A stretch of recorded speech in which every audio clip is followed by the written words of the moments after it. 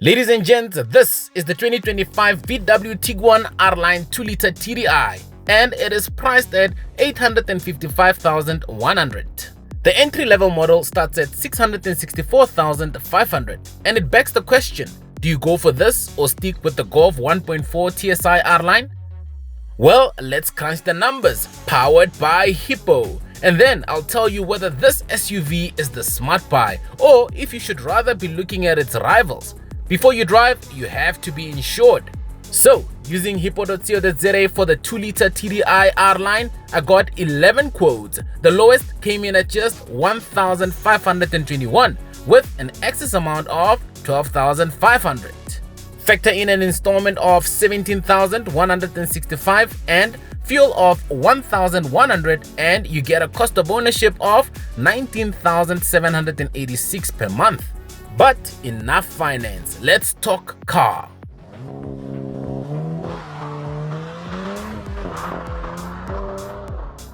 So then, the range kicks off with the 1.4 TSI at 664,500, about the same money as a Golf R-Line. So unless you really want a hatch, the Tiguan already makes more sense. Then you get this guy, the 2-liter TDI R-Line 4Motion, 110 kilowatts of power, 340 Newton meters of torque.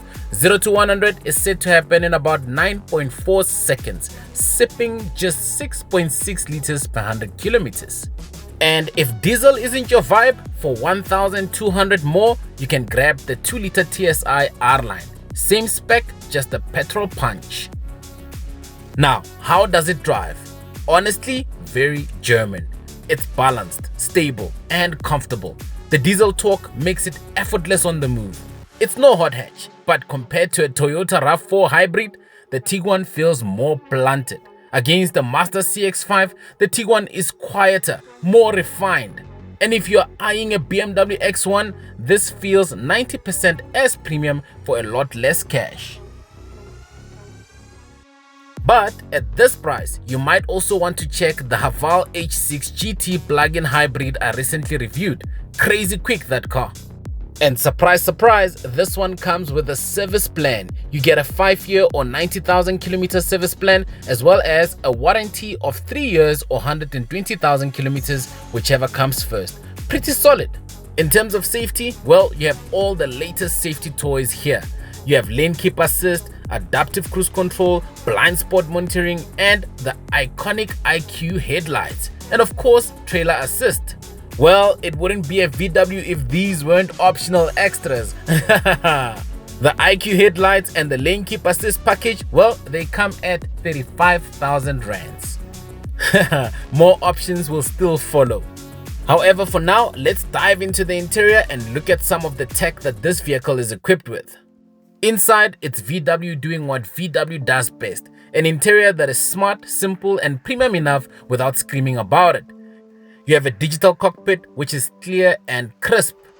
The highlight, however, is that huge touchscreen with wireless CarPlay and Android Auto. However, exciting as it may be, the massive touchscreen you're looking at is an optional extra.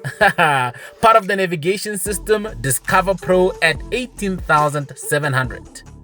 You have a multicolor ambient lighting system, wireless charging, and even a clever drive mode dial that doubles as your audio control. It features a high resolution camera for parking related purposes, so you don't have to worry about parking this vehicle. You have climate control for both your front and rear passengers, and did I mention you get a massage function which works well after a long day at the gym. And I definitely enjoyed it. Yeah, now that's what I'm talking about. This R-Line is equipped with a panoramic sunroof, and it's an optional extra of 18,000 rands. It also has a Harman Kardon sound system which will set you back 20,000 rands. Tick a few boxes and suddenly you're north of 1 million rands. So yeah, choose carefully. Oh, and did I mention this one is a male because it comes with a tow bar which is part of a 20,700 package. In terms of practicality, you have cup holders all around and sufficient storage for all passengers.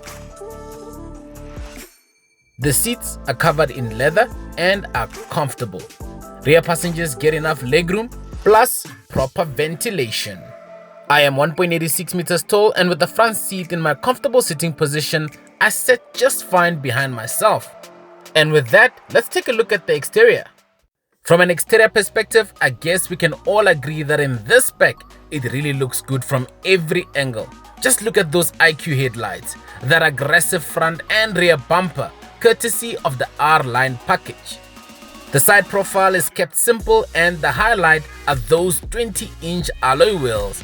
And yes, it's another optional extra that will set you back 16,200. However, I guess it's an option I would definitely tick. The rear looks futuristic with that LED light bar, but the previous generation still does it for me. The boot is electronic, but wait, it will cost you 11,700 for that package, which comes with keyless entry with safety lock. Boot capacity is rated at 652 liters with the seats up and 1,650 with the seats folded.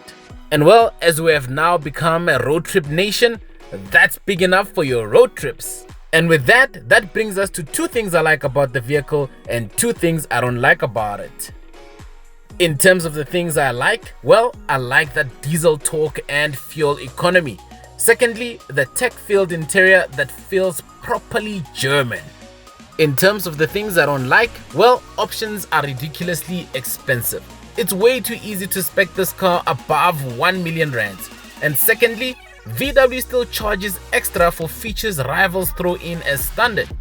So then, what's my final verdict on the VW Tiguan R-Line 2-liter TDI? Well, it is a classy, efficient family SUV that blends practicality with premium vibes.